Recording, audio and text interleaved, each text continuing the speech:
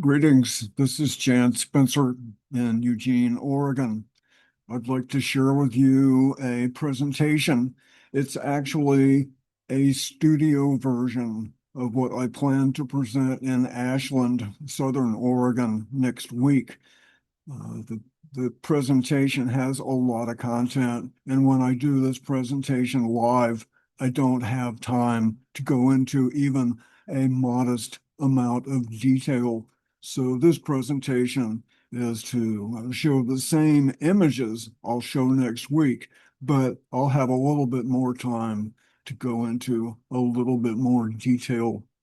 So let's start off with a screen share.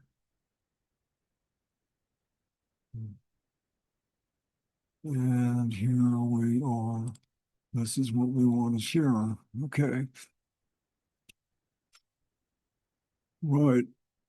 The title of the presentation is Climate Change, the Polycrisis, Human Potential, and Paradigm Shift. And of course, here are my two websites right here. And we dedicate our work to the well-being of our planet and the people who live here as well. Here's a glossary. I'm not going to read all of this.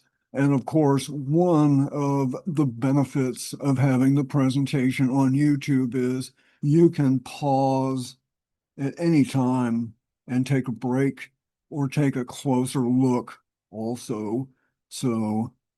But these are important words that you'll hear often in this presentation: consumer culture, polycrisis, social uplift, positive human potential, a large team, social movement, common denominator, public interest organization, social engineering, and of course, outreach to the wider world. This is a flow chart I made, and it also serves as the table of contents. So this is the headings for the topics we're going to touch on. And this is sequential as well. You'll notice the green arrows. Capitalism and the consumer culture leads to the polycrisis, which leads to public interest organizations, which leads to the common denominator, the same team, an immense movement, outreach to the wider world, and towards sustainability. We'll be looking at this same flow chart a number of times during the presentation. So this is orientation. We'll start here and we'll take a look at each one of these topics. As used in the primer, paradigm shift means the purposeful movement towards a society that takes care of its needs within the boundaries of the natural world. That society would place a high value on social uplift, regeneration of the natural world, and building civic culture. And that society would be served by an honest and responsible economic system. And this is a graphic that shows what you see when you go to my website, a primer for paradigmshift.org. This is the contents of the primer, and these are the basic aspects to me of paradigm shift: positive human potential and uplift of the spirit, reduce ecological footprints, prioritize time and money, be the change, paradigm shift to a wider audience, build civic culture, make common cause with allies and assets, paradigm shift economics, permaculture, the wisdom of the world's great spiritual traditions. You'll be seeing these same terms over the course of the presentation. So here, once again, we see the flow chart. We want to take a little bit of a look at capitalism and the consumer culture. I go into more detail on my website, but we need to create a little bit of context of why are we talking about paradigm shift.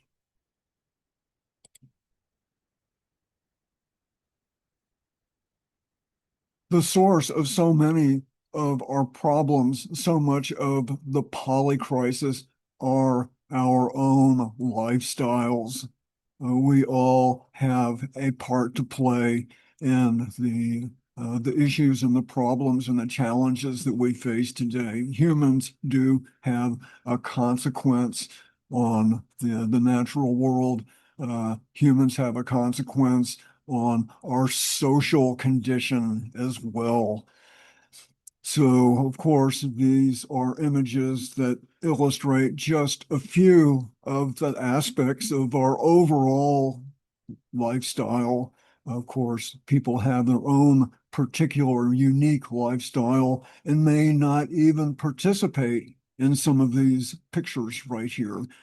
Paradigm shift is the ideal, is the movement that essentially is moving away from basically all of these images right here.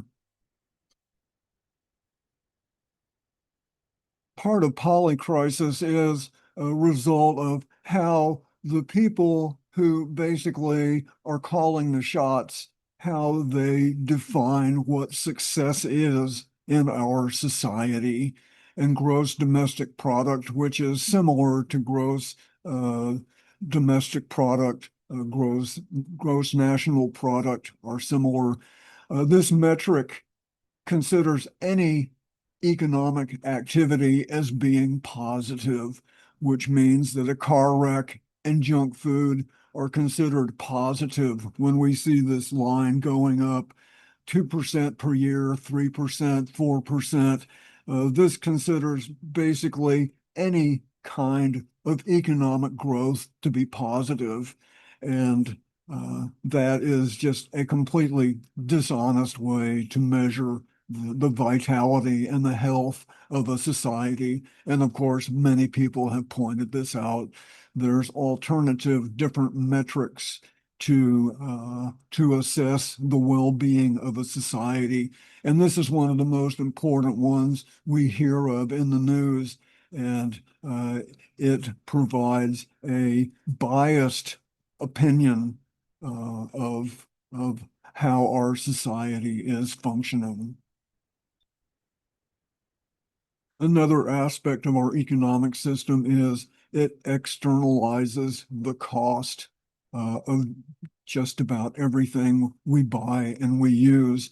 That means the damage that's caused by the manufacturer, the use and disposal of a product, it doesn't show up in the price. Basically, our affluence, our society, our convenience is subsidized by damage done to the environment, to public health, and I also include positive human potential. We'll touch on this topic in a few minutes when we visit with Edward Bernays. But externalized costs, our economic system would not function if the price we paid was honest and represented what the consequences were of our using all these different kind of products, pollution, the military, avoidable healthcare costs, degrading the lives of people in other parts of the world so Americans can have their affluence, dispiriting urban landscape. These are only a few external costs. So these are only a few of the characteristics of our economic system. My website goes into more detail, and there are people who have written books about all these issues and more. So we just wanted a quick look for the sake of our presentation here. But the consequence of these issues, these problems, of our economic system is what leads to the polycrisis. For me, paradigm shift is not only about avoiding, reducing, repairing the damage done to the natural world. It's also, for me, the paradigm shift is social, political, it's economic, it's human potential as well. The economic system degrades all of these items of interest right here. We can blame the large corporations for the polycrisis, and many corporate chieftains should be in jail. The excess consumption promoted by the consumer culture is the common denominator for practically every major problem we have. But at the same time, the large corporations and their owners are only large, powerful, and control the economic system because so many people buy the unsustainable products, the unhealthy products that makes those corporations rich and powerful. So we have a part to play as long as we continue to buy much of what they have to sell. We can only expect more of the same and even worse. The polycrisis, this is how one might define the polycrisis. Civilizations have come and gone all through history. The difference now is the polycrisis is global. The damage is more diverse, and the stakes are far higher at this global scale to both people and planet, more so than ever before. The polycrisis can serve a positive purpose. It can animate paradigm shift. That's why we're here at this presentation. That's why many smart, civic-minded people have written books and organizations working to repair this damage. A new chapter in human history for moving towards sufficiency, sustainability, personal and social uplift. The polycrisis can help bring this about. And part of the polycrisis, this graphic shows carbon dioxide produced somewhat since the beginning of the Industrial Revolution, 200 years worth of carbon footprint. You can see the United States here.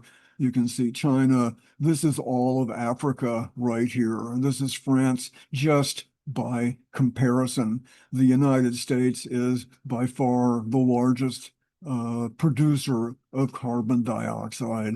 Our standard of living, that's the cars, that's the suburbia, that's the carbon dioxide intensive food many people eat. It's our lifestyles.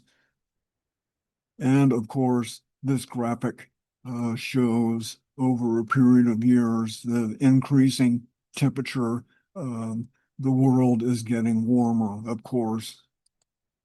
And this graphic I found online is nice, very simple, but very much to the point. The causes of climate change, and these are all parts of production and our involvement in our lifestyles. What do we do every day? Our work, our recreation, our food choices, our transportation, our shelter. These are all part of climate change. There's no avoiding having an impact on the environment, but we should be far more conscious of what is that impact and how can we diminish that impact as well. That's, of course, what paradigm shift and moving towards sustainability is all about. Tens of millions of jobs exist to repair the damage caused by tens of millions of other jobs. This goes back to the graphic about gross domestic product. The economic system considers any economic activity to be positive, and the fact that millions of jobs exist to repair the damage caused by millions of other jobs is just another example of the utter delinquency and malpractice of our economic system. And these pictures just show some of the social dysfunction caused by our society. There's many others. Another product of capitalism, of course, many people write about this and explain in far more detail than I can. But capitalism concentrates economic wealth and political power. We hear this, read it in the mainstream media. It's not anything out on the periphery. Capitalism concentrates economic power and political power. The system is set up to keep it that way. That's why many of these problems are getting worse, because to address these problems means changing the way we live, and that means changing what we buy, and that diminishes the power of those who control our political and our economic system. They don't want to give that up. They're more interested in power and control than the well-being of people and planet. And this is another example of how those in power and control are more interested in maintaining that power and control. This is just a quick look at the expanse of the U.S. military. This year's military budget, somewhere pushing like $1 trillion. That's 1,000 billions. This is an interesting little graphic right here. This shows military budgets comparing countries of the world. This is the United States right here. And this is the next 10 largest military budgets in the world. And the United States is about the same as all of those combined. And then here's the rest of the world. This is just remarkable that this situation exists. And this is an indication of how serious those in control of our politics and economic system and their privilege, how serious they are about keeping their privilege and their power. The military is there to protect their economic interests and our lifestyles as well. So I mentioned Edward Bernays just a few minutes ago, and Edward Bernays, the very brief story is Edward Bernays is the father of modern public relations. Bernays introduced a radical idea in the 1920s, connecting manufactured products to personal identity and emotions.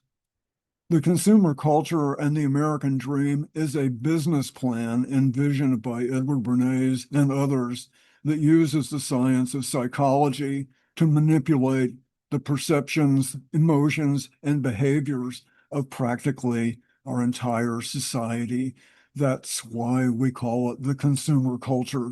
The consumer culture is a product from Edward Bernays. Did he blueprint and choreograph all of this? Of course he didn't. But his first vision for maintaining order and distracting the general public from the behavior of the economic system and those who control it, that's what a primary goal is of the consumer culture. The consumer culture is social engineering to encourage overconsumption of resources to turn citizens into consumers at the expense of positive human potential, civic culture, the environment, and a whole lot more. Bernays wrote this book named Propaganda in 1926, I think it was. And this is a quote from his book. And he was involved with a whole cohort of others, Walter Lippmann and others, in promoting these kinds of ideals and approaches to the integration of economics and social control. And this is a quote from his book. The conscious and intelligent manipulation of the organized habits and opinions of the masses is an important element in democratic society. And Bernays was not an authoritarian either. He thought this was good. And and to an extent, one might see how it's applied. That's the primary consideration is how are these ideas applied and what the application that we live in every day is not in the best interest of people and planet. I'll leave it at that at the moment. You can research Edward Bernays. There's videos on YouTube about Edward Bernays and this whole idea of where exactly did the consumer culture come from and what is its purpose. Its purpose is to dumb people down while those capable and exceptional and educated can run the show. And what we see, the results of that particular formula, that's why we're talking about paradigm shift. So this is a map that compares uh, eco footprints per capita worldwide, and perhaps you've seen an image like this somewhere. Of course, I've personally traveled a lot over my life. I've been out of the country maybe 6 years, all of it low budget travel. And I know that the United States, the cars are bigger, the homes are bigger, everything is bigger here than virtually anywhere else in the world. Uh, People from Canada and Australia could say, well, what about us? Well, it's English-speaking countries, coincidentally, that have generally the largest eco footprints. I've spent a lot of time in Europe, and even affluent Europe, Germany, Italy, France, the lifestyles there, the eco footprints there are about half the size of the United States. And even European footprints are larger to a general consensus for what planet Earth can sustain for, what is it, 8 billion people. So we have all these issues, and I've only touched on a few of them. And we are told the American way of life is non-negotiable. This has been quoted, I think, at the United Nations and international meetings that the leaders of our country are telling the world that this is the way we live and don't think about trying to make any problems with it. We are essentially hostages to these people who see this as the reality that, to a large degree, we're forced to live with.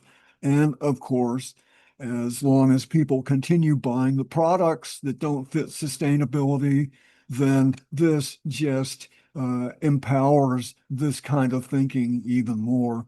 That's why one of the basic, most important aspects of paradigm shift is reducing our ecological footprints. We'll get into that a little bit more. The consumer culture creates many problems. It also produces many services, products, and opportunities that can assist moving towards sustainability. Our society and way of life does not have to be a package deal.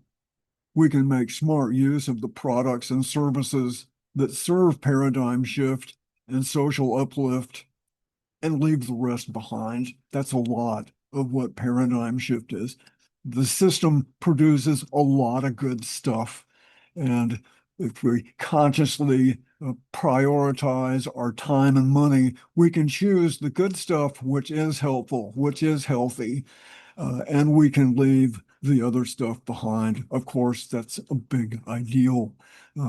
That scenario would have a lot of consequences. I have on my website lists of products and services that maybe don't make the cut to sustainability. There's a lot of them, but that's another topic. So here we are, back to our flow chart. Our next item of interest, public interest organizations. Public interest organizations exist to repair the many kinds of damage caused by capitalism and the consumer culture. A public interest organization, as used in the presentation, goes like this. A public interest organization exists to mitigate a social, economic, public health, environmental, or other problem for the benefit of people and or the environment. There's all kinds of public interest organizations. Uh, I would consider peace and justice, economic justice, the environment, public health, affordable housing, the environment, of course. There's all kinds of public interest organizations. You might even be a member of several. You certainly know about them. And the variety and number of public interest organizations is immense, and it's an indicator of the size of the problems created. All of these organizations exist to repair some kind of damage caused by overconsumption, caused by a malpractice economic system. So we're moving on to the common denominator. As mentioned, virtually all these groups exist for the same reason, to repair the damage caused by the consumer culture and overconsumption. And here's another graphic here. Here are the common denominators: social damage, public health, political, economic, the environment. And these are just some pictures. There are all kinds of public interest organizations that exist: pollution, climate change, homelessness.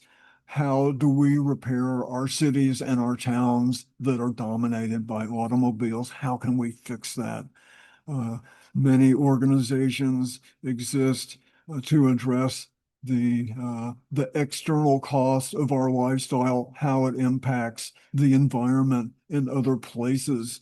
And then, of course, the sort of the ultimate booby prize of affluence is the increasing risk of nuclear war. Of course, there's many groups that address that issue too.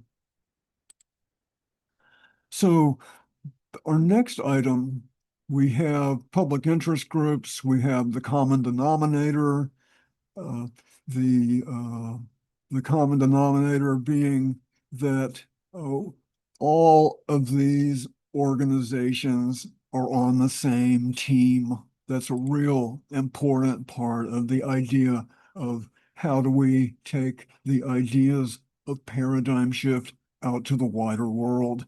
Social justice, environment, here's sort of subcategories of organizations, and this is only a fraction of the organizations right here. So these organizations exist to repair the damage. They're on the same team, and uh, the more these organizations can collaborate and encourage each other, the better.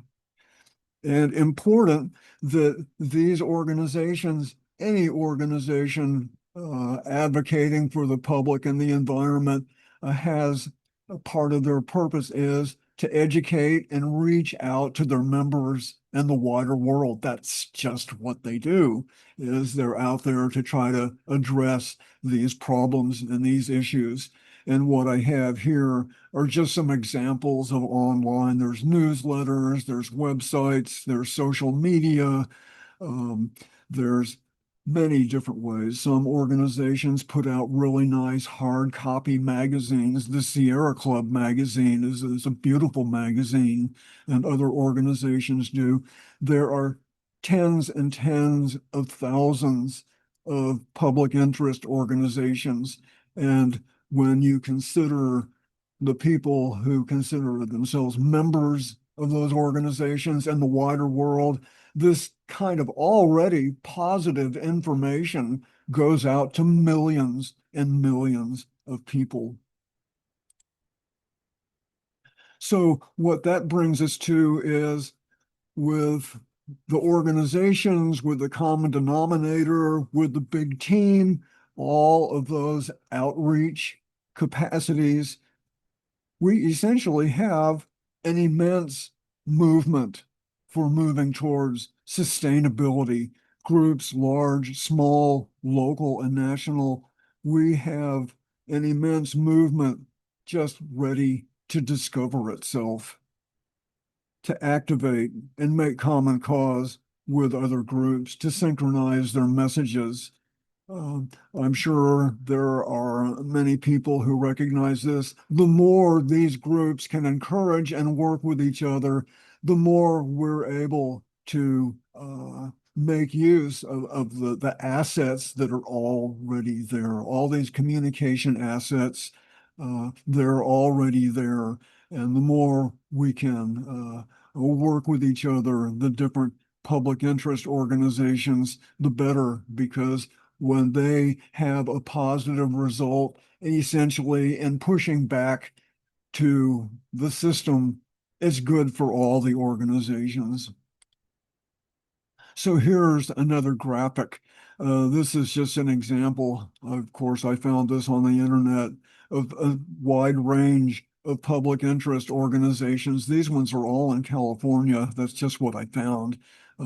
There could be thousands more just in California, and then many, many more nationwide. Public interest organizations, plus the common denominator, plus their many millions of members and people who support, they support, equals a very large team, plus an immense social movement ready to discover itself, and they're loaded with assets.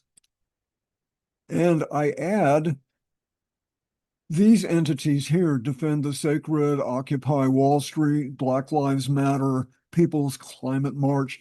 These are less formalized movements that have millions of people who identify with these organizations too. They are absolutely a part of this big team and this movement also. So next, let's move to outreach to the wider world.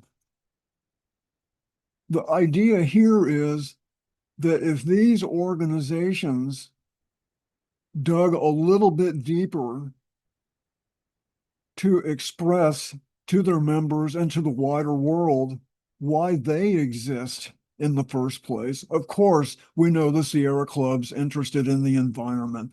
We know that the American Association of Retired Persons advocates on behalf of middle-aged and older people, and all of that's good. And they already advocate a lot of good information.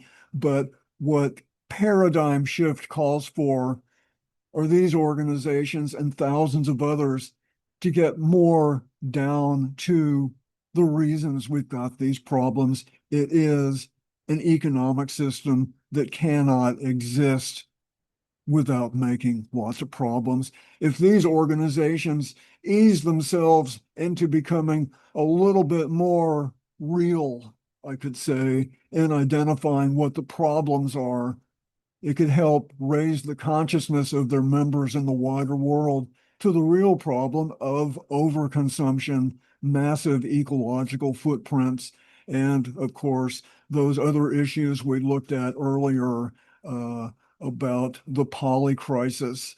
And these messages to members and the wider world would also have to include that, yes, you members, you wider world, you're part of the problem as well if you've got a regular, normal, middle-class American lifestyle, not to mention the wealthy with multiple homes and big footprints, big carbon use lifestyles.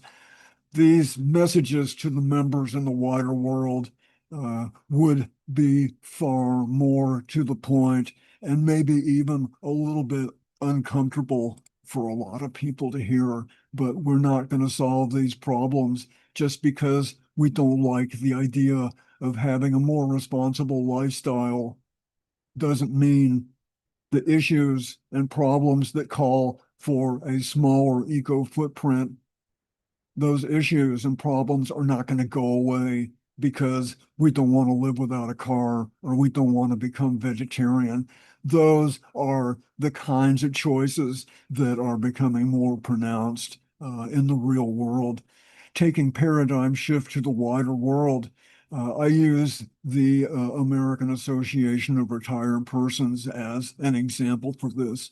The AARP is a nonprofit pushing 40 million members.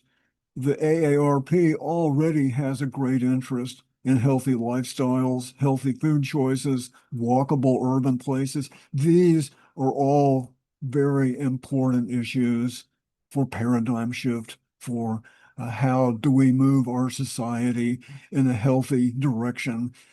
Many of these organizations already have issues that completely fit within the realm of paradigm shift.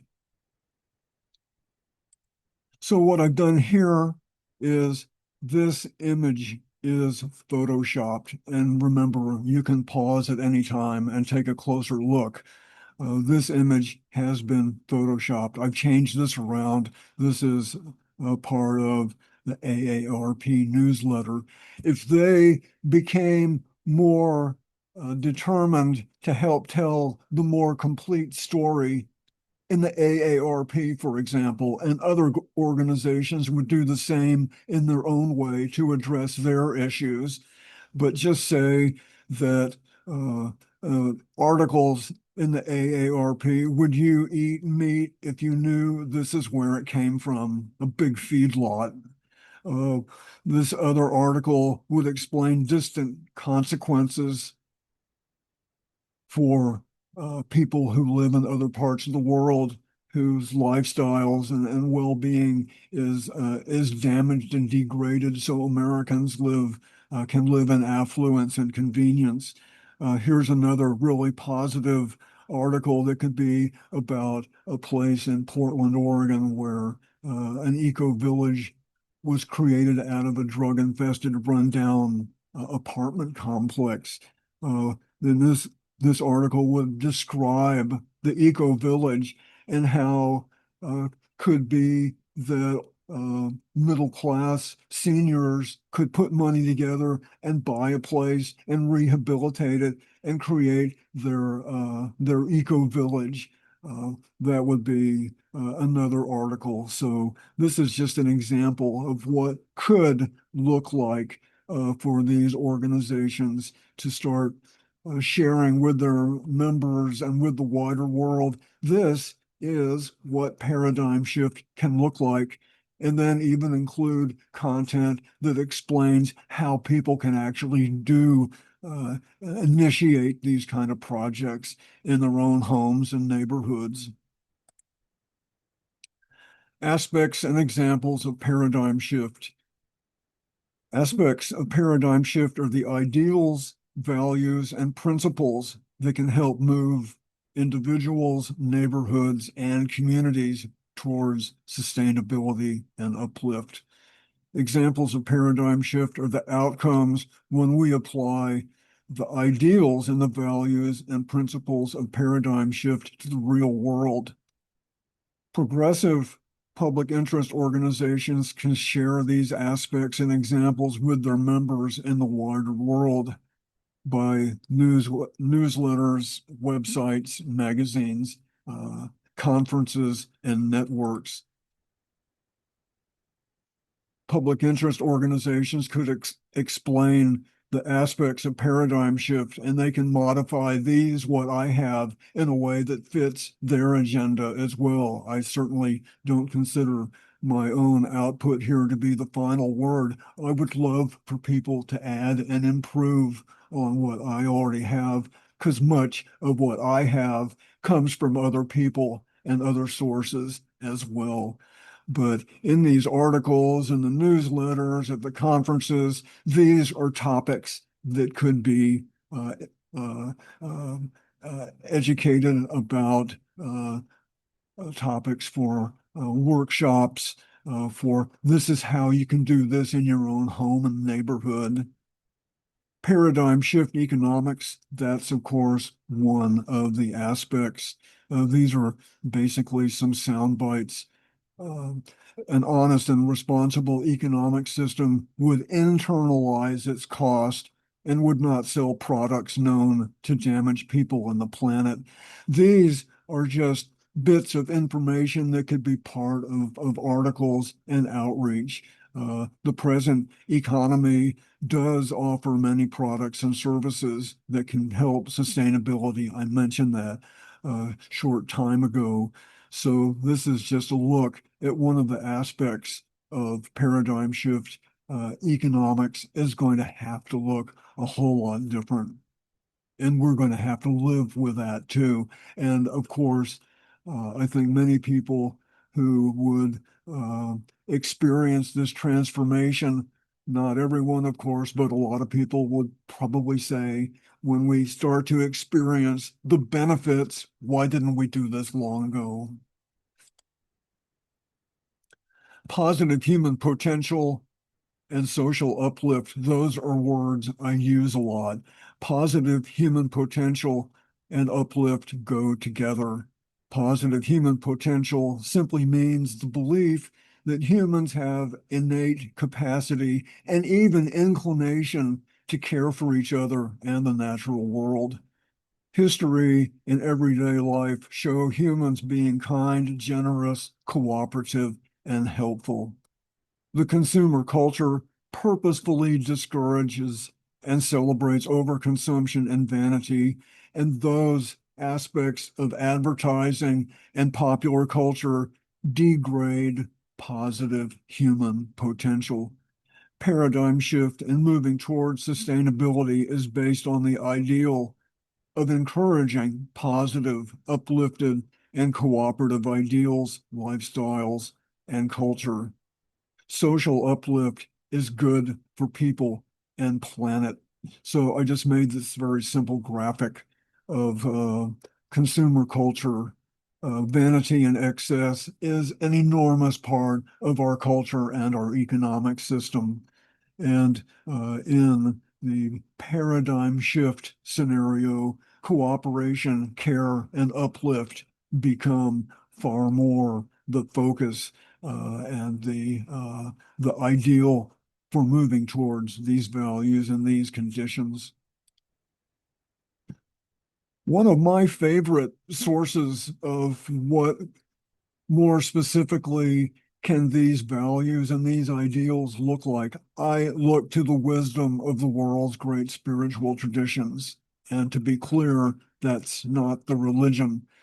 Virtually every global uh, tradition of spirituality, no matter when in history or what place geographically, what language, virtually all of them call for care for the natural world, modesty of lifestyle, service to the community, uplift of the spirit, accountability for our actions. And of course, these resonate very well with all these different aspects of paradigm shift.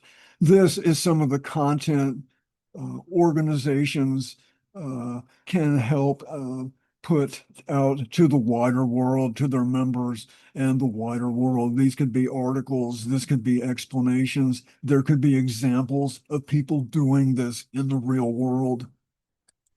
And of course, one of the most important uh, parts of education that paradigm shift calls for and that all these organizations can share with their members is the need to reduce our ecological footprints. A primary task of paradigm shift is to downsize as gracefully as possible. So people have written books about this. You can go online. This image right here is actually from the Global Footprint Network. And from what I've seen, this is a very good, perhaps it could be even better, but this is a place you can go online, search Global Footprint Network, and it will take you to this image here. And it's a series of questions that you can answer about your food choices, about transportation, how you live, what you buy, what you throw away, your lifestyle. You answer these questions, takes 10 or 12 minutes, and then you can say, okay, tell me what my eco footprint is. And within a short few moments, you'll get a number that will say to you, this is how many planet Earths it would take for everybody in the world to live like you. And this goes back to that big colorful map of the world that we saw earlier. Those are the eco footprints. A generally accepted number for the average American is something like five planet Earths. It would take 5 planet Earths for everybody in the world to live like the average American. Is that the final word? Maybe, maybe not. But it's an educational concept, if nothing else. As I mentioned, I've been in a lot of different countries, and there's nowhere where the cars are as big and the houses are and as much display of conspicuous consumption. Of course, every country has its own wealthy as well, and they need to downsize as much as anybody. But an important educational tool is the footprint calculator. And this, taking the calculator's questions, gives us a point of departure for coming to terms with our own footprint. And this is a graphic I created. Of course, I love pecan pie, but this roughly represents the national financial holdings, all the money and financial assets, say in the United States, and these are the slices of the different 20% groups. And of course, we've all heard the statistics of the wealthiest 1% own an unbelievable amount of the nation's wealth. Um, and this is not a stable situation. It's not an ethical situation. But paradigm shift calls for a smaller pie and a much more equitably cut up pie as well. Does this mean that an average person is going to have 1/5 as much stuff as they do now? I wouldn't say that exactly. It's what would a responsible ecological lifestyle look like? There are people with a one Earth footprint. I've done this calculator myself, and my lifestyle is about a one Earth lifestyle. It's a very comfortable, very secure. I have medical care, the awesome diet. I have a very high quality of life. Does that mean everybody wants to live like me? Well, they can do their own version of it, and people can collaborate with each other too, and share more resources. That's kind of another tangent, but paradigm shift calls for a smaller pie and for that pie to be more equitably shared. Be the change. This is another aspect of paradigm shift, is how can we uh, include these ideas in our own lifestyles, and certainly many people are already making changes in their own lifestyles already. Of course, this is a bit of a list of some I thought of. It's far from complete. There could be many more added of how we can uh, change our lifestyles to consume less, to have more time to be engaged in our civic affairs, to have more time for our friends and family. So again, you can pause and you can take a closer look at this. You can add to this list as well. But to visibly be the change as an example of paradigm shift helps introduce these ideas to other people as well. When these organizations send out information about changing our lifestyles and reducing ecological footprints. They could have features, they could write about their own members making these kinds of changes and what the benefits are of those changes.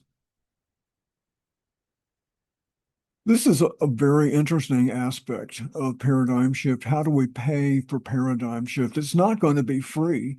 Uh, and even to some degree, the kinds of initiatives and actions I call for admittedly are very much uh, addressed to the middle class. I'm middle class myself. There are many people who are already struggling to make ends meet. There are some people who are not making ends meet. I would say casualties of our society. Can people take responsibility for their own lives? Certainly they can. But a paradigm shift society would be much more attention would be made to making life and creating opportunities for everybody. We're all different, but we have a society and an economic system somewhat based on meritocracy. And if you're white, male, middle class, you've got a head start on just about everybody. So social equity and fairness is a huge part of paradigm shift.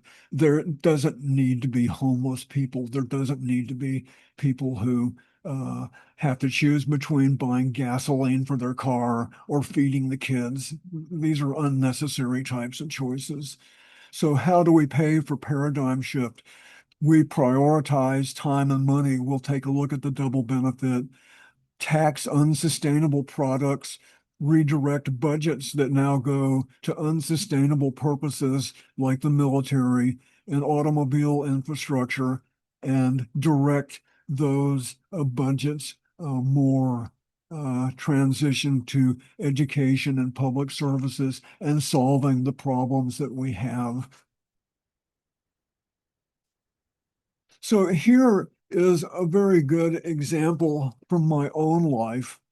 I've done 25 years of transforming my own property here, my own quarter-acre suburban property. I look out the window and I see paradigm shift when I look out my window on my little quarter-acre permaculture paradise here in Eugene. I'm a modest means person. I have money. I don't have a lot of money compared to what the middle class ideal is. I prioritize my time and money. And I've made all these different changes to my property, like turn the garage into a living space. The south side patio is passive solar. I have edible landscaping. I have a 6,500-gallon rainwater system. I built this structure that I'm sitting in right here. I built this passive solar ADU. I rent 3 rooms in my house. What I've spent over these 25 years on making all these positive changes to my place, it's about what a medium-sized new car would cost. So instead of having a medium-sized nice, it would be a nice car. What I've done here cost me money. I did a lot of the work myself, but it's the prioritizing time and money why I have all these paradigm shift features here on my property. I'd rather have these items than a big kitchen remodel or a car or lots of other types of objects that people spend money on. So this is a good example of my own place of prioritizing time and money.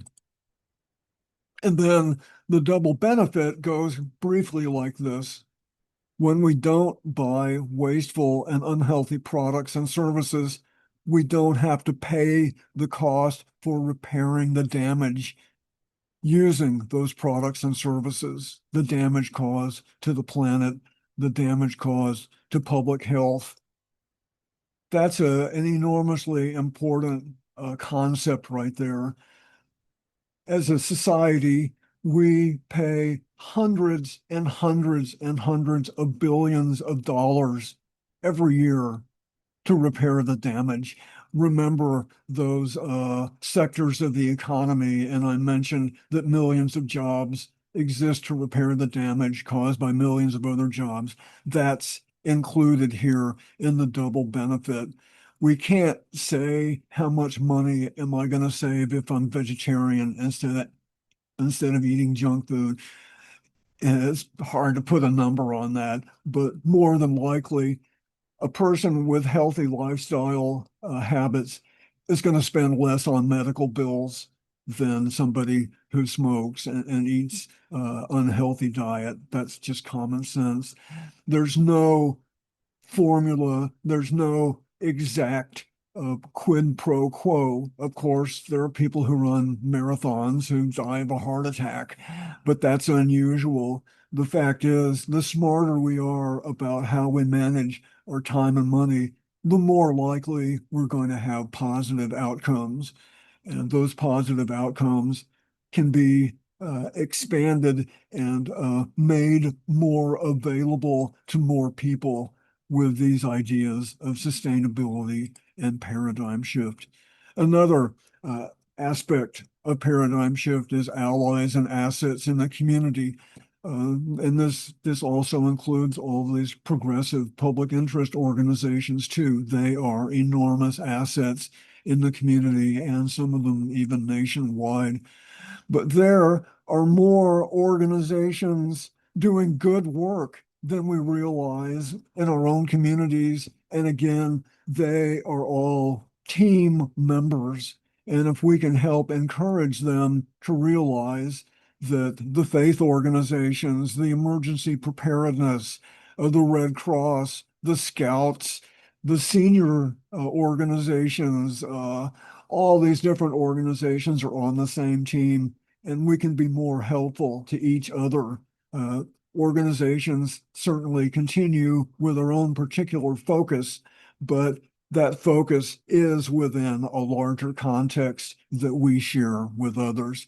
Many, many allies and assets in the community, and many of them might not even identify with paradigm shift or even know what the term means. But when organizations come to realize they're part of a larger movement, that can be very empowering. And people who want to be the change can help educate and make more people aware that we do have a big team. We do have a movement that is in the process of discovering itself. Participate in civic culture. Civic culture is just being part of the life of the community. Uh, Civic culture for me is I'm on the board of my neighborhood association, and our neighborhood association, which I'll touch on again shortly, exists to help make the neighborhood a better place to live. A lot of people are involved with all kinds of civic organizations that enrich the members and our benefit to the wider community also. Participate in civic culture. That's part of how we manage our own time and money to make time available to meet other people, to make common cause, to learn from other people. They can learn from you. And the product of that is that we create social cohesion. And social cohesion can become such that it replaces a lot of the time that we spend on things we buy and things that pollute. So very much a paradigm shift is a quality of life that's less based on stuff and more based on relationships we have with each other and with the natural world. Of course, people have written books about ecophilia and these types of subjects. This is nothing new. It's just common sense. I didn't need to do that, but we'll ignore that. Participate in civic culture. This is the virtuous triangle, just a really nice little concept here of allies, assets, and actions. Well, this should be assets up here. We know we have lots of assets. When we bring actions and allies together, we create more assets. When we bring actions and assets together, we create more allies. There's a word missing right here. This is the virtuous triangle. But that's a very nice little concept that it shows how we can multiply the benefits of paradigm shift and engage more people with civic culture and uplift. So permaculture, of course, is another aspect of um, of paradigm shift. These principles, these ideals, concepts of permaculture, you can find more about permaculture online. Permaculture is something of an emerging language, a global language. When you meet someone interested and knowledgeable about permaculture, you immediately know you have a lot in common with that person. So let's just take a look at some real life examples of paradigm shift. And these are the base of the stories these organizations can be sharing with their membership. We're not talking about theory, and wouldn't it be nice? We're talking about real life examples of paradigm shift that other people can learn about, and they can adapt those stories to their own needs. So I mentioned my own place. This is a picture showing what my backyard looked like when I moved in 25 years ago. This is what my backyard looks like now. Biodiversity. I rarely buy fruit or vegetables any time of the year. Produce energy, uh, rainwater collection, all of that. This is what I consider paradigm shift to be right here. This is another picture. I'm inside this structure right here. I have to kind of push my way through all this foliage, lemon tree, olive tree. I just have food growing anywhere. Aesthetics is another important part of my interest here and in paradigm shift. What if the places where we lived, both our own homes, but public places, were far more beautiful and affirmed the human spirit? That's a huge part of paradigm shift, is creating places that are not only ecological, but attractive to live in as well. This is an image that I made. It's from a Google looking down on my neighborhood. Here is my property right here, all of that, which is where I'm sitting in here right now. But what this image represents, what if we took the fences down and basically everybody in the neighborhood was into permaculture and creating this type of a suburban eco village. So this is a fantasy. I wish I could say that I lived, this is where I live. Well, I do, but I'm only a small fraction of this. But in a moment, we'll take a look at some places that aren't quite to this degree, but a good chunk of it. Uh, we can have our own wonderful permaculture property, but the scale needs to enlarge a whole lot more. And some places that scale is enlarged. We'll take a look at that in a moment. Front yard gardens, all gardens are good. Front yard gardens are even better because you're out there in front, you're getting exercise, you're growing healthy food, and you have a chance to meet people who walk by. A lot of people walk in my neighborhood, and it's great just to make casual conversation. I've given people who I didn't even know site tours of my property just because I was out front, and they stop and we talk. So these are just some examples of front yard gardens. We also do site tours here in my neighborhood all over Eugene. We've had uh, dozens and dozens of site tours over the years in different neighborhoods to go to these types of locations to show what people are doing with their properties uh, in terms of reducing eco footprints and building civic culture, some places even taking fences down. These would be great stories in magazines and websites to give people the ideas that organize a site tour in your neighborhood doesn't have to be amazing, just a garden tour. Make friends and start talking about, wow, this is great. How can we expand on this? A really super important part of paradigm shift, of course, is how we live, and shared housing and eco villages are an enormous part of that. When we share, we're a little more densified. This is means big changes in suburbia, but when we share our lives more, it doesn't mean it's all a commune, we don't have any private property. I'm not advocating that. But when there's more cooperation and collaboration, there can be more sharing resources. And that means we spend less money on duplicating a lawnmower or even a car or even a house.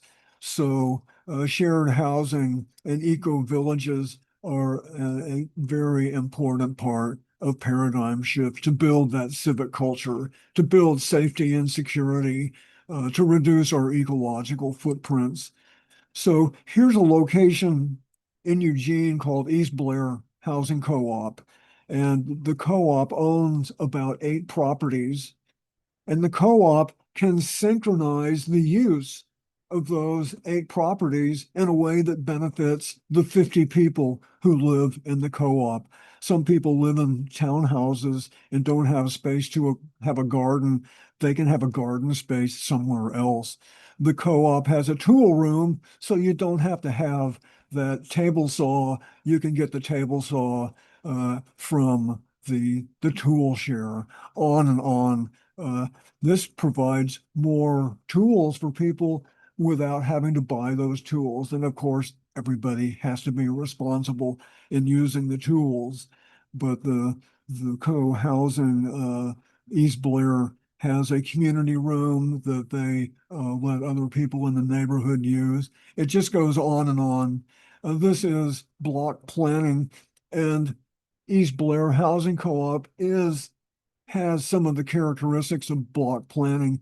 The city of Eugene actually recognizes this land use transformation project. In Eugene is called block planning.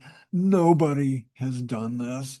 The city tried to get this off the ground 40 years ago, and it didn't quite get off the ground. It's still on the books. Uh, the city should be encouraging. In paradigm shift, the city or any city would be encouraging doing this kind of transformation to have more edible landscaping, to reduce the amount of pavement, to increase residential density, to start small businesses. Um, I have more about block planning on my suburban permaculture website. You can pause here and you can copy that URL and take a closer look at block planning. This is another residential co-op in Eugene called Dumas. It's a big house, a 3-story house, and 10 people live there in an intentional way to live more cooperatively. Somebody cooks every evening. They have awesome food forest, permaculture, landscaping, bike place. So not everybody wants to live as collaboratively as this, but this is a great example of sharing resources, reducing eco footprints, making friends, and of course, there's always issues to work out. This is not probably like paradise, but for some people, many people, this could be more of an available option. Say that in these articles from these different magazines, they could explain to people this or some ideas about how to form a cooperative living situation where you live. Of course, like I said, I have 4 people living here on my property, including myself. We're not a commune, but there are many advantages, even in our informality, to be benefits to each other and reduce eco footprints. So here's another eco village in Portland, Columbia Eco Village. They have a website. This is a retrofit eco village as compared to co-housing. Co-housing tends to have many of these characteristics, but it's building new. And that's good, but it tends to be rather expensive. Columbia is a retrofit. They transformed an existing apartment complex into an eco village that has many of the very positive characteristics of co-housing. Here's one of my favorite places right here. This is Kyle Ash Eco Village, also in Portland. And this is Kyle Ash right here. It was a rundown, drug-infested apartment complex. Pretty small. This was like 35 units right here. A couple of people 20 years ago were looking to create an eco village. They were already looking for a place to transform, and they ended up buying this rundown, drug-infested apartment complex where a fourth of the units weren't even habitable. And this is what they turned it into, is a wonderful, thriving eco village. 50 people live here, and there's all kinds of committees, reduced eco footprints. They have car share. This used to be a parking lot right here, on and on and on. So what happens is that this apartment complex over here came up for sale, and Ole and Maitre mortgaged Kyle Ash to get the money to buy this one next door. They share this property line right here. They share that property line. I've been here. I've seen all this. So this is Annapurna, and it's in its fifth year of transformation right now. So this is undergoing a lot of big changes right now. Two of these uh, eco village transformation of apartment complex projects sharing a boundary here, sharing a property line. There are tens of thousands of apartment complexes all over the country that could do something like this. You can go to kyleashecovillage.org. Their website is well documented with what they've done over the years. Is beautiful. Here are actually a few pictures from Kyle Ash. Again, you can pause and take a closer look. This is the garden. This is what it used to look like. That was a 15-car parking lot, and it's a beautiful garden now. And Kyle Ash is also a huge asset to the neighborhood as well. So this isn't an island. This is outreach to the wider world already. And these are, again, some pictures of Annapurna, the second complex that's undergoing these transformations. This is in the early going. This is from last summer. So this is about a year old right here. Another great example of repurposing is Los Angeles Eco Village in mostly inner city Los Angeles. I visited here too.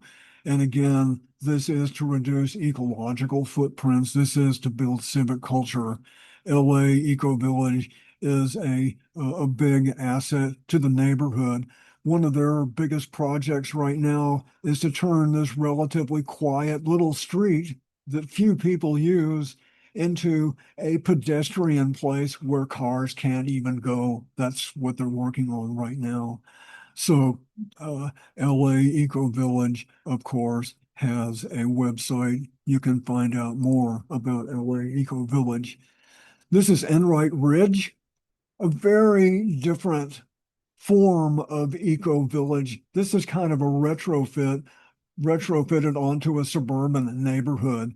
Not everybody in the neighborhood is really an active part of the eco village, but the people who want to be, then they are a part of the potlucks and the building improvements and the community gardens, and even people who aren't active with the with the eco village, they still benefit because maybe their next door neighbors are doing some of these things. So this was the initiative of a fellow who went door to door, knocked on doors, and explained the idea of, hey, we can really do a lot more with our neighborhood.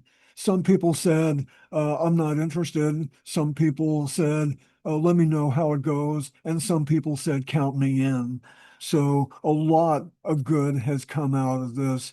And largely one person took the initiative. And now, of course, many people are benefiting with smaller eco footprints and building civic culture there at Enright Ridge. So shifting gears just a little, business is an important, critical part of paradigm shift. There needs to be different business models. We need business. We need people producing things. We need people to have provide products that we can't make ourselves. Absolutely, business and economics paradigm shift doesn't happen without people making money and spending money. Hummingbird Wholesale is a natural food um, provider here in Eugene, and the business was started by a couple of people, and they have stepped back into pretty much retirement. But they changed the business model when they stepped back. Now the the wholesale business with these are the employees, 40 employees. Is a type of a cooperative. So everybody has a stake in doing well with the business. They sell natural foods. I'm involved with a buying club here in my neighborhood, and this is where we buy our bulk items, beans, rice, and grains, balsamic vinegar, all of that.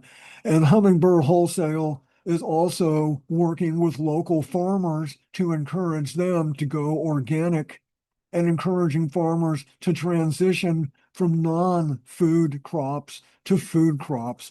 They have a website, Hummingbird Wholesale, and there's more explanation about all these. They don't only sell food, but part of helping to create a more grounded local food system as well. Here's another great story. Onondaga Earth Corps in Syracuse, New York, teaches kids life skills about how to be responsible, how to take initiative, how to communicate with people.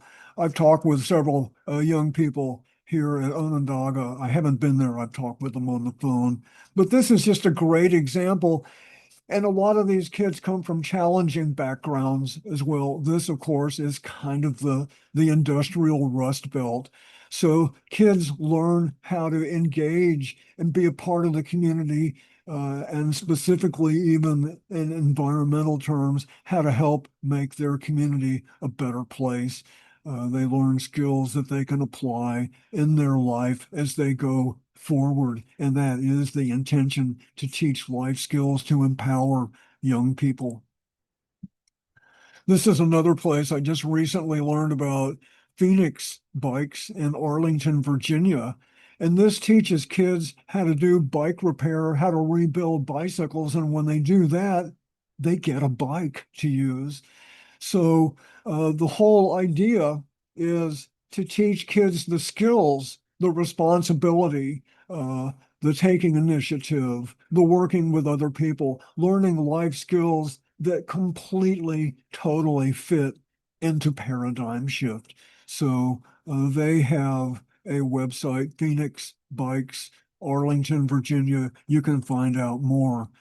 The presentation that I'll be doing next week at the Grange. The Grange is a movement in much of the United States that originally came to be to push back on railroad interests and the growing power of the early corporations. The Grange has a huge part to play in paradigm shift, and my talk is being hosted by the Grange there in Ashland.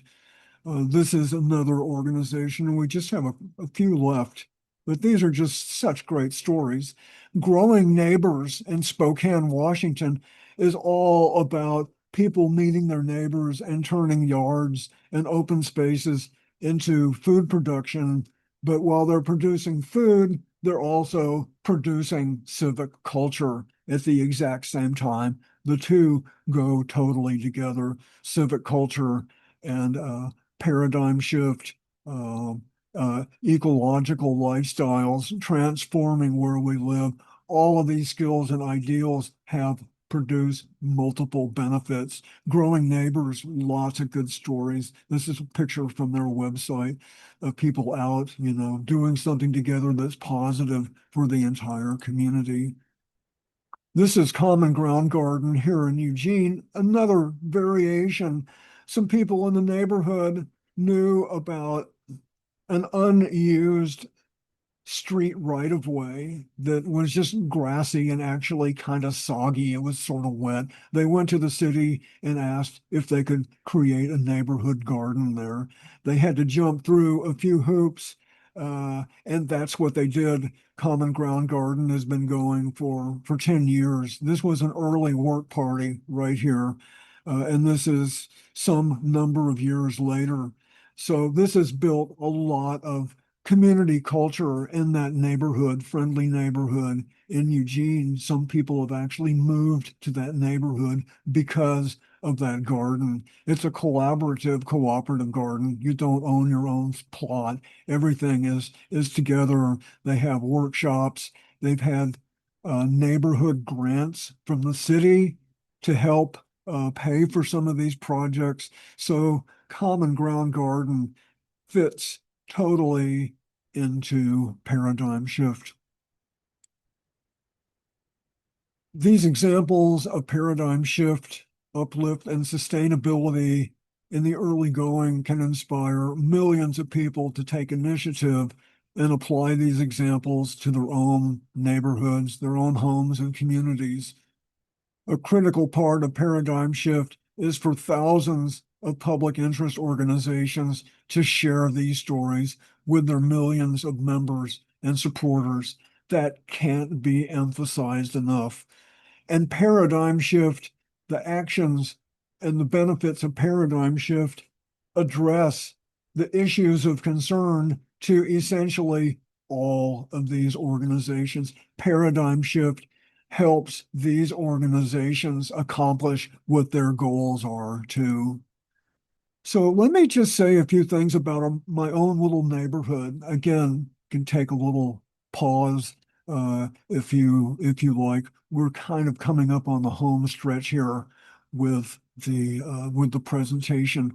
You can watch some of it at one point, and you can come back and see the rest of it tomorrow if you like. There's just a lot of good information. So I want to say something about neighborhood organizations. I've made reference to my neighborhood organization, River Road Community Organization, northwest of downtown Eugene. Neighborhood associations exist to help make their neighborhoods better places to live. Those who participate help set the agenda, and that can be a progressive agenda as well. We have help and a little bit of funding from the city. We have monthly meetings. Here's a monthly meeting here. This is a map of Eugene, and it's got 23 different neighborhoods. We have assets in our neighborhood association to reach out to the neighborhood with snail mail. Of course, we have a website, we have a Facebook page. We reach out to encourage people to be involved with making our neighborhood a better place to live. And we do activities. This was an activity a couple years ago. We're in the planning for this year's river celebration, song circle, community organizations. We make apple cider. It's on the bikeway along the river, so not any cars right there. So a neighborhood association exists to create uplift and positive opportunities in the neighborhood, and that's an essential part of paradigm shift. Neighborhood associations can be a key team member to help bring about this movement for paradigm shift. We hosted the 2015 Northwest Permaculture Convergence in my neighborhood. It was a suburban neighborhood uh, uh, permaculture convergence. We estimate 700 people participated in one way or another. We had plenary sessions, we had workshops, we had bike tours, we had a big outdoor expo. We did this at our neighborhood recreation center. So the city want to call attention to several ways in how the city of Eugene empowers its citizens. This is Razor Park nearby. This is the Filbert Grove nearby. These are both in my neighborhood. The city has helped citizen volunteers improve the well-being of this public property. Here, native plants are being planted. Here, there's a lot of exotics. Of course, there's Becky. She's kind of the ringleader of this. The city is helping with this. The city doesn't have the money or the personnel to do this. Here's the Filbert Grove. I initiated the Filbert Grove. This is in the Greenway on public property next to the river. I would ride my bike by this place for years, and I said, God, it looks like it's a Filbert Grove. It was covered with ivy and blackberries. I knew some of how the city operates. I knew there was city help to do something about this, and there was, not by city employees coming out and pruning all the trees, but I worked with the city. I've worked with the city for 15 years to restore this Filbert Grove. We had a work party there just a few days ago. But the city empowers me, empowers Becky, empowers a lot of people doing similar types of projects in their neighborhoods. The city is helping people take on more responsibility for the well-being of the community. And I really, really like that. The city has assets and resources I don't have, but the city can help organize work parties and provide tools.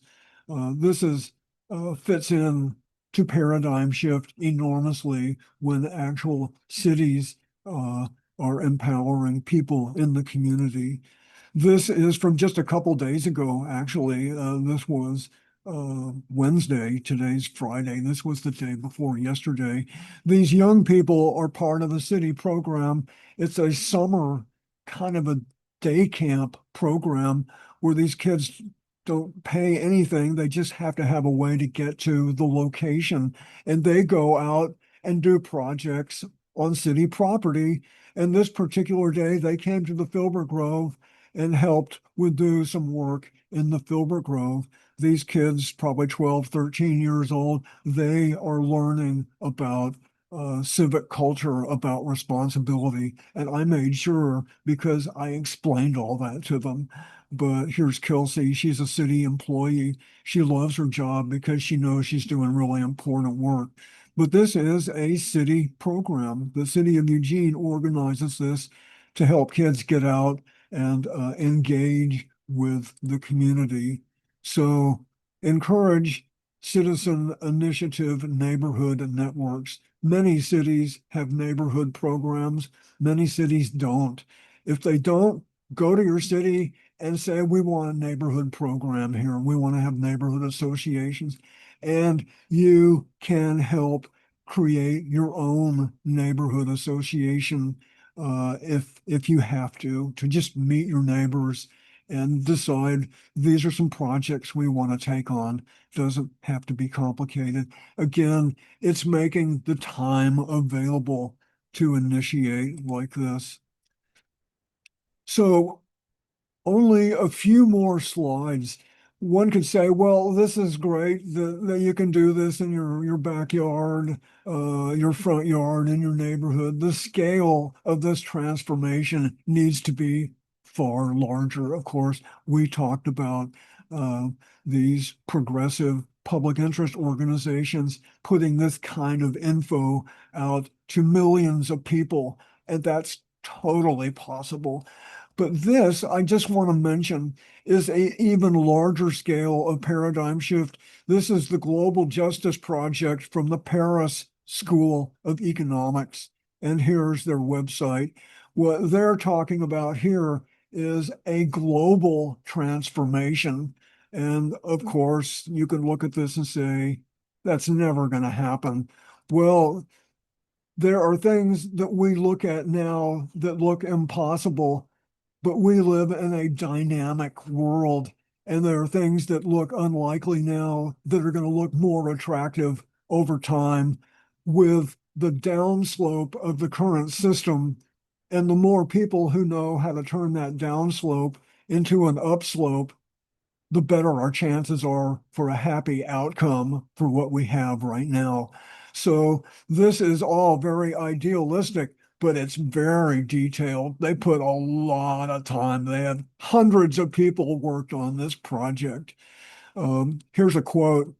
The Global Justice Project attempts to set out a new vision for global progress in the 21st century, grounding human development and equality in planetary habitability. So take a pause and take a closer look at this. I was floored when I saw this. I was just so happy to see this.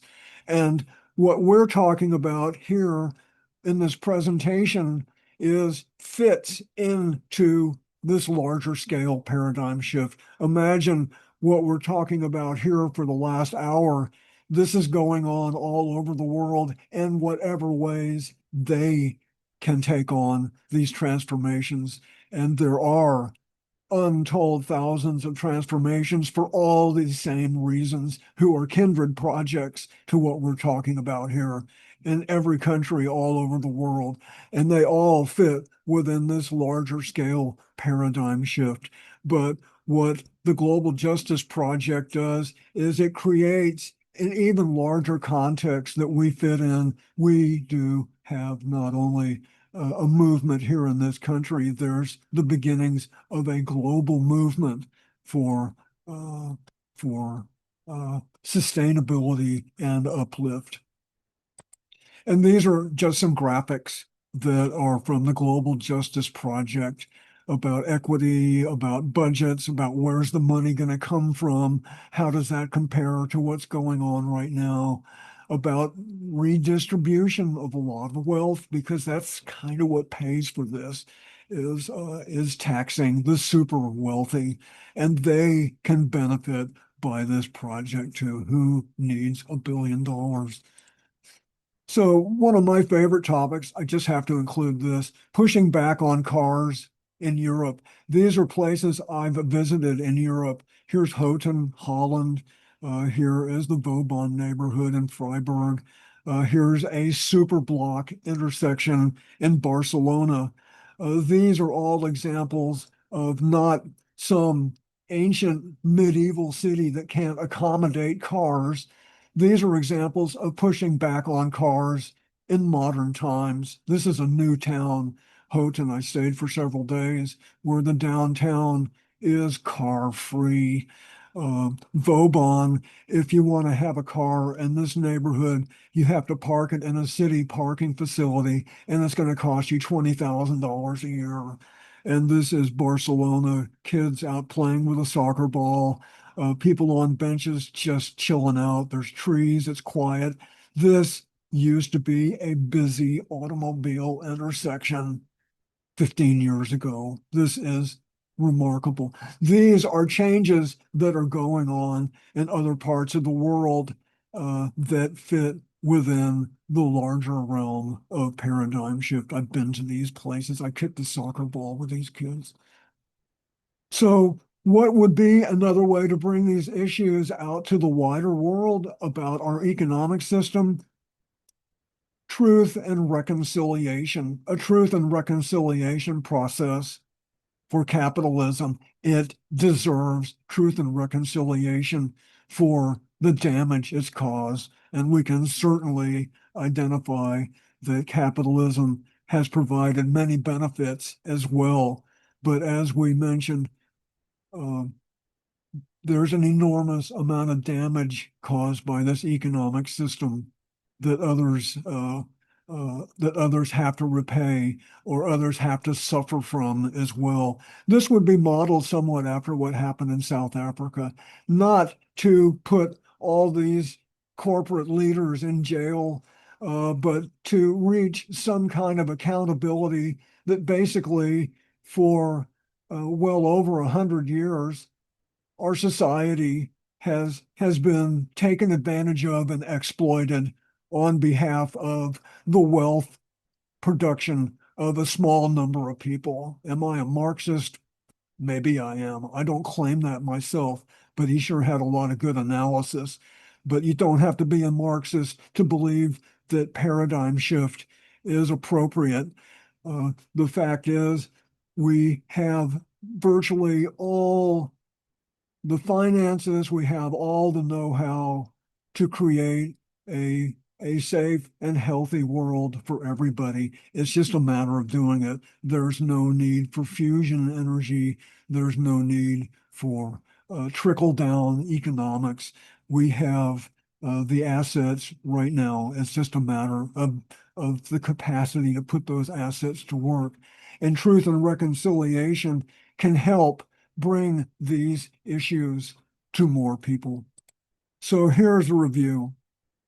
Once again, this is the chart we've seen over the course of the presentation: capitalism, consumer culture, to polycrisis, to public interest organizations, to common denominator, to we're big, same team, an immense movement. We're talking about outreach to the wider world, and this is all to move towards sustainability and the uplift of individuals, the uplift of people on our street, in our communities, and the wider world also. That's what paradigm shift is all about. And here are some final thoughts. I am not going to read all of these, but let me just do a couple. We have an enormous social movement for moving towards sustainability and social uplift waiting to discover itself. Initiatives, large and small, can connect and collaborate with others to increase the scale of transformation. Positive human potential is our greatest renewable resource. So again, you can pause and go back, and you can welcome to call this presentation on YouTube to the attention of your friends as well. I'd love to look at the metrics and see a lot of people see this. You can take a little bit at a time. I know there's a lot here. There's even more on my website, and there are many, many other people who have these kinds of ideas expressed in their own way. There's more people interested in these issues than we know about, and history is going to increase that number as well, I'm quite certain. So here I am, a primer for paradigm shift.org, suburban permaculture, a site tour of my place. This is really good. Podcasts of many of these issues. I have a radio program and their podcast on my website. You can contact me via my website here. So let's just go back to here. I'm still here. I'm ready for a little bit of a break. I appreciate your attention. Feel free to contact me. I am available to share these ideas, probably maybe on Zoom, but in-person locations possibly as well. So wish you well. Please share these ideas.